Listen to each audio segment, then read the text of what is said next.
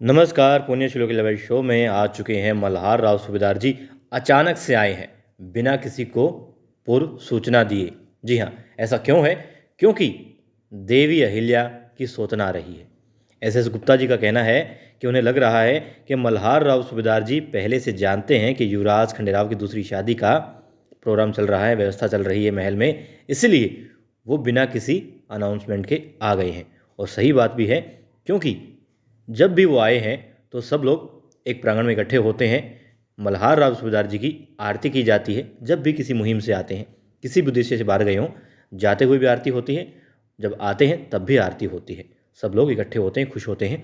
मगर अब वो अचानक से आ गए हैं। महल में कोई और ही काम चल रहा है, किसी और ही उद्देश्य से मिठाइयाँ बांटी जा रही हैं, मगर सूबेदार जी अचानक से आ गए हैं।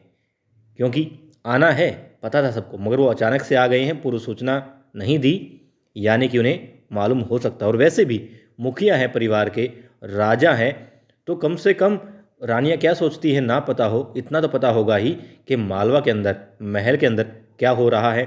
बेशक गुन्नू जी के साथी वहाँ भरे पड़े हों, द्वारकाबाई के कान लगे हों महल में, मगर कुछ लोग तो ऐसे होंगे जो जानते होंगे कि हाँ, वास्तव में सही क्या है और क्या होना चाहिए। इसलिए उन्होंने पूर्व में जाकर के वहाँ पर सूचना दे दी है उनको कि भाई सरकार ऐसा ऐसा हो रहा है महल में।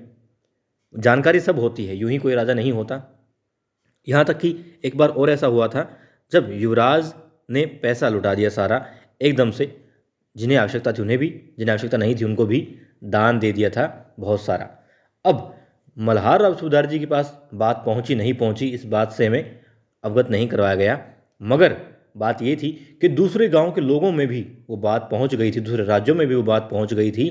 क्योंकि मालवा की जो लड़कियां शादी करके बाहर गई थी, उनके घर वालों ने, ससुराल वालों ने उनके लड़कियों के मायके से दहेज की मांग कर दी थी कि तुम्हारे युवराज ने तो बहुत पैसा दिया है, तो हमारे लिए लेकर के आओ, तुम्हारा भी हक है उस पैसे पर, तुम्हारे घर वालों को फ्री में मिल रहा है, लाओ। तो जब दूसरे गांवों तक बात पहुंच जाती है, तो फिर भला सूबेदार जी तक बात क्यों नहीं पहुंचेगी?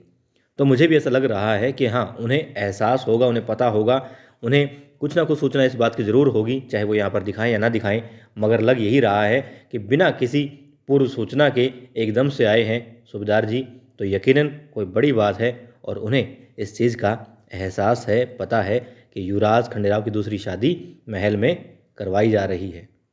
संभवतः है ऐसा, एस गुप्ता के साथ में मैं बिल्कुल सहमत हूँ इनसे।